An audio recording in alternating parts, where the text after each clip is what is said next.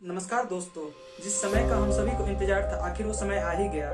भारत के अधिकतर राज्य जैसे कि दिल्ली, हिमाचल प्रदेश, नागालैंड, महाराष्ट्र और भी कई सारे राज्यों ने कोविड रिस्ट्रिक्शंस को धीरे धीरे पीछे लेना शुरू कर दिया है या फिर पूरी तरह से ले चुके हैं। लेकिन सवाल ये है कि क्या पेंडेमिक खत्म हो चुका है या फिर इंडिया में फोर्थ वेव की ये शुरुआत है। तो चलिए आइए जानने की कोशिश करते हैं इस छोटे से वीडियो।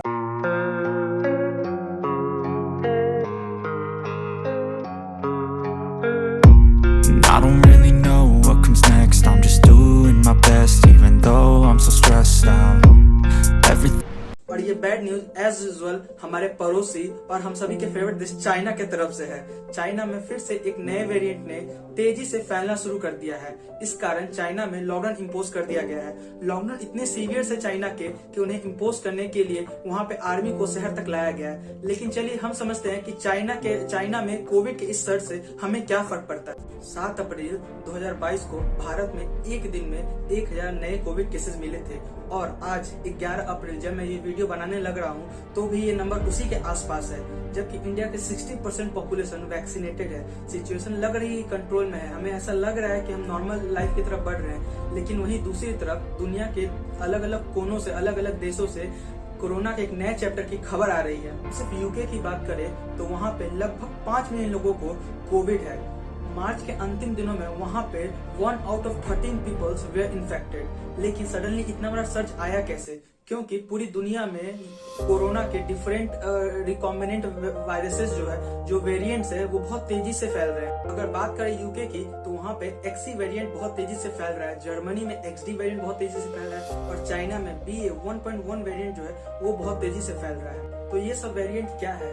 एक्सी वेरिएंट के बारे में जानते हैं जो कि अभी यूके में बहुत तेजी से फैल रहा है। एक्सी वेरिएंट जो है वो ओमिक्रॉन BA1 और BA2 पार्ट 2 वेरिएंट के मिलने से बना है। स्टडीज की माने तो ये एक्सी वेरिएंट जो है वो BA2 वेरिएंट से 10 गुना ज्यादा ट्रांसमिसेबल है। इसीलिए इससे हमें ज्यादा सेफ रहने की जरूरत है। अप्रैल 2022 को चाइना में एक दिन में 25,000 केसेस सामने आए हैं। पिछली बार कोरोना की शुरुआत वुहान से हुई थी, लेकिन इस बार शंघाई को एपिसेंटर माना जा रहा है। शंघाई चाइना का फाइनेंशियल कैपिटल है, जबकि शंघाई में इतने केसेस लास्ट मंथ में रिपोर्ट हुए जितने वहां पिछले 2 सालों में भी नहीं हुए।